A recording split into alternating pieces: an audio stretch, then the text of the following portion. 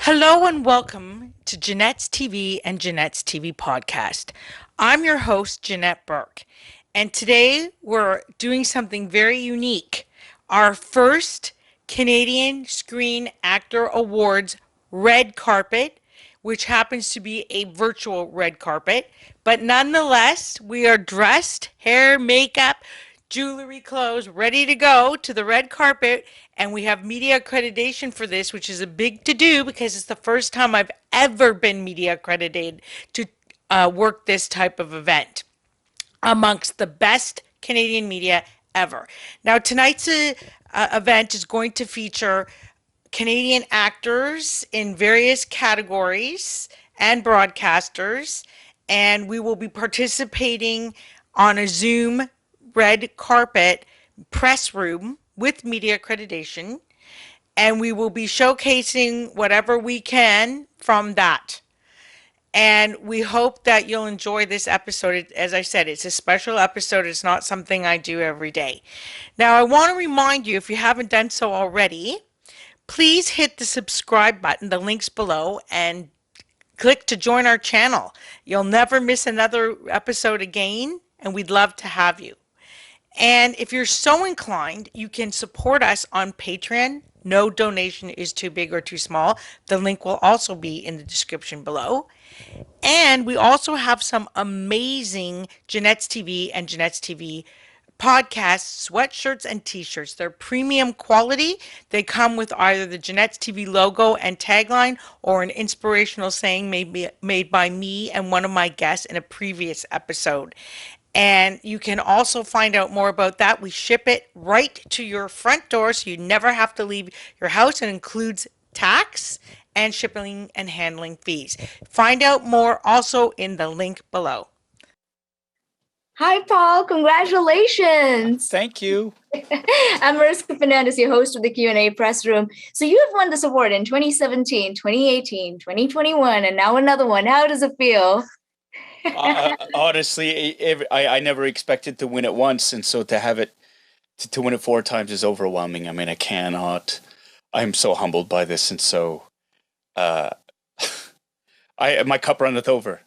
And you hear that the term imposter syndrome, and that's exactly how I feel. Just because the field is so rich, and there's so many talented performers in the category, and so for me to take home this huge honor is it's overwhelming. It's very well deserved. What is the greatest gift that this role on Kim's Convenience has given you, and that you will take with you in your future projects? Kim's Convenience has meant the world to me because it has given me so many opportunities. I mean, this is the little show that never should have, but did anyway. It started off as a fringe show that nobody wanted to buy, that went on to be a sensation on main stages and then across Canada touring on theatrical stages, and then became a critical television series that was celebrated not only in Canada, but around the world. And so this was a seed that was planted over 15 years ago by Ince Choi. And to see it bear fruit like this, and it's a stepping stone for so many wonderful things in my life and in my career, because I got to be in Star Wars because of Kim's Convenience. I'm acting in Avatar now because of Kim's Convenience. The sky is the limit because of Kim's Convenience, and I cannot say with enough love and respect and gratitude how much I owe Kim's Convenience. And I will always have the best of memories from that experience. And it didn't end the way we wanted it to end, but what really does, and what I choose to reflect on, is all the positive things, all the blessings that not only me, but everybody involved with the show has gotten. And that is a legacy that cannot be denied, that should not be forgotten, and should always be celebrated. And so that's what I choose to take forward with me. And I have nothing but love and respect for everybody involved in this show, in every iteration of it, on every level, because damn, what a ride. I love what you just said. You've articulated it really well. Well, I'm going to open the floor for questions now because we have a few questions from the press. Sure. Final question is from Janette Burke Productions. Go ahead, Janette. Thank you. And Paul, I loved Kim's Convenience. I stumbled upon it one day and I just couldn't stop watching it. A lot of it had to do with you, actually. I really liked your character. And my question is, what made you take on that role? What attracted you to that role? And what were you hoping to accomplish with it? Well, it's so funny. Starting off, it was a gig. It's work. And it was a role that honestly was, when you're an actor of color, those kinds of roles with depth, where you get to shape the narrative, where you're driving the scene, where you're driving the action, they're very, very few and far between. And to have a role that not only did that, but it was also a love letter to my dad and to my community and to the people that I had traditionally, had no voices, whose narratives were forced upon them by others and sort of made to be on the outside, or to be the butt of the jokes, to be able to have the agency to take this character and to really drive these scenes and really find that voice was a no-brainer and no doubter. I mean, I think that's why a lot of people sort of connected with it, because it wasn't an overly idealized version of what the prototypical Korean immigrant male was. It wasn't that. And he wasn't the butt of the joke because, he sounded funny or his accent. It was none of that. This was the portrayal of an authentically sort of written, heartfelt character who had his flaws, who had his ambitions, who just was trying to do his best.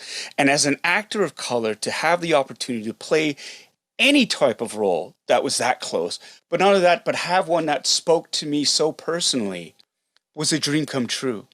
And I knew from the first moment I read those first two scenes from the play that Ince had written, this was a character that I needed to play. Not wanted, but I needed to play.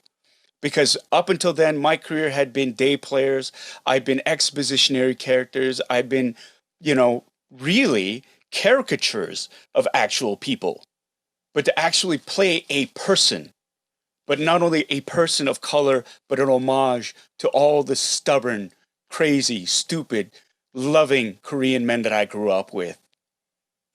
That's wonderful. That's a gift. Thank you so much for answering my question, and congratulations again on your win. You really deserve it. Thank you so much. Thank you. I appreciate that. Hi, Jean. Congratulations. Hi, thank you.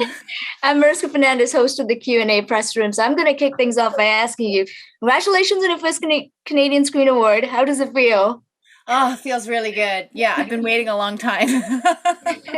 Very well deserved, might I add. Thank you. What is the greatest gift from this role on Kim's Convenience that is given you and that you will take with you into your future projects? I think it just feels like a really sweet, validating way to kind of end Kim's, and a really important and mostly joyful time for me. I mean, there were some really difficult parts too, but I always felt it was really important. Playing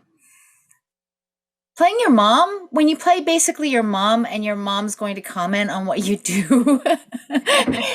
Yeah, you put everything you've got into it. So,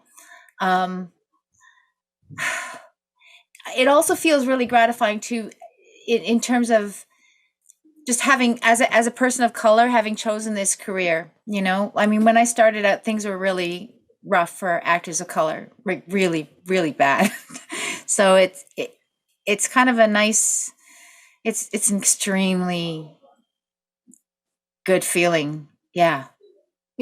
So just building up on that, is what do you think the show's legacy is in terms of the footprint the show leaves behind? I think what our show did is we really managed to open the doors to Asian family dynamics. We got to showcase, there was this feeling in the industry that Asian people aren't funny, and that's gone now. That Asian people in Canada can be funny, but that we're very much part of the fabric of Canada. We're here, and a lot of times people just don't focus on, and we don't put ourselves out there a lot too. So that happens as well. But I really feel like it meant a lot for the for Asian Canadians and also for the children. Families watch this show often in 2 or 3 generations, like moms and dads with their kids, but sometimes moms and dads with their kids and their parents, the grandparents. So the draw of family, the connection, the connections between parent and child, the expectations, the miscommunication, the missed expectations, all of those things ring true in all families. And I think it was, sorry, I can hear my son and his girlfriend in the next room giggling, and I'm just going to ask them to tone it down. Hey guys, can you tone it down?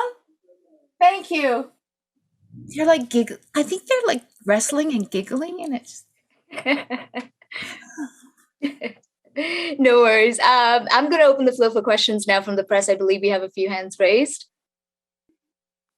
The next question is from Janette Burke Productions. Go ahead, Janette. Thank you. Congratulations on your win. I absolutely love the show. Kim's Convenience. Was sorry to see it go. So the question is this. When you leave a series and you've now won lead actress for comedy, what is it that you want most to have the audience remember of you and your character?